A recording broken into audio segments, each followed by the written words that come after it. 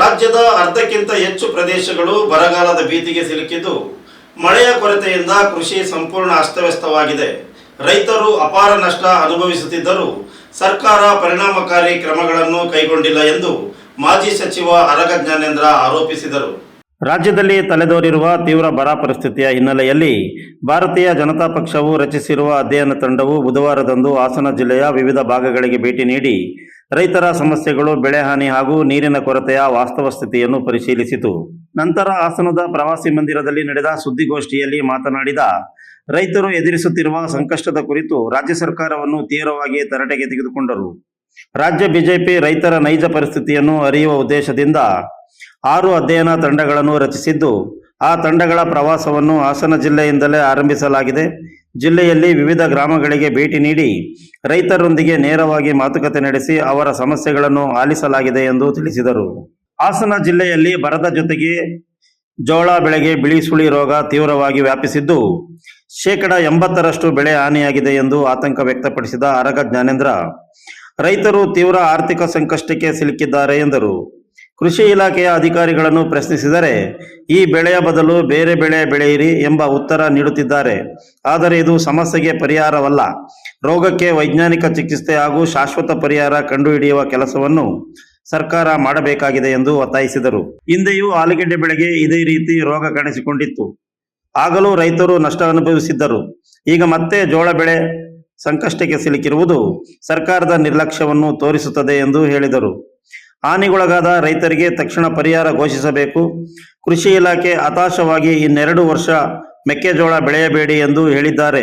ರೈತರು ಆತ್ಮಹತ್ಯೆ ಮಾಡುವ ನಿರ್ಧಾರ ಮಾಡುವ ಮೊದಲು ನಿಮ್ಮ ಜೊತೆ ನಾವಿದ್ದೇವೆ ಎಂದು ಹೇಳಬೇಕು.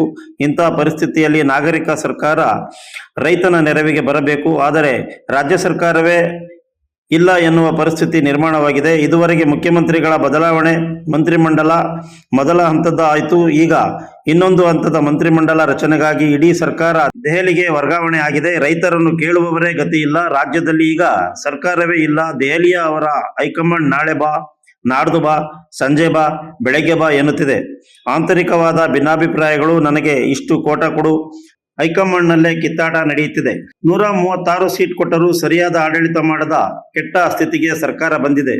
ನಾವು ಬರ ಅಧ್ಯಯನ ಮಾಡಿ ವರದಿಯನ್ನು ಕೇಂದ್ರ ಸರ್ಕಾರಕ್ಕೆ ಕೊಡುತ್ತೇವೆ.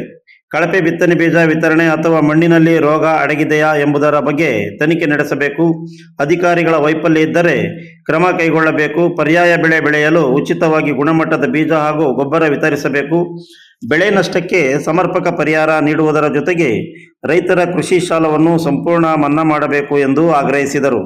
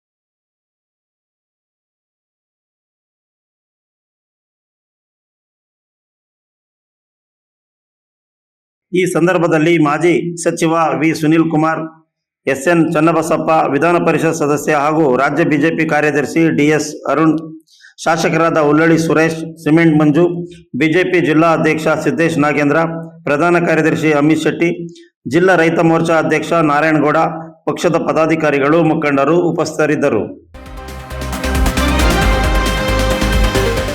You are watching TV 46 News Kannada.